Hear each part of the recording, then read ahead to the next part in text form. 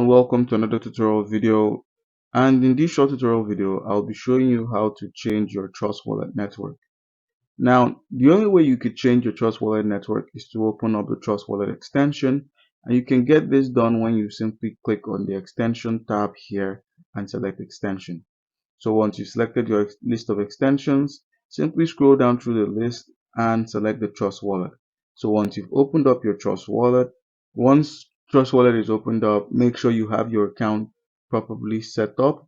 Make sure you have your account properly set up and access to your wallet. So now with the access to your wallet, at the top of the screen where we have the Switch Networks option, click on this Switch Networks option and you're shown a list of networks that you could possibly use on the Trust Wallet. So we have the Solana network, we have ZK Sync Era, we have the Smart Chain, we have Polygon, Optimism, Linear, and Evmos. We have the Ethereum and also the Ethereum Classic as well, the Base Network and Avalanche, all of which are listed according to their names. So guys, that's it. All you need to do is simply select a network you wish to use.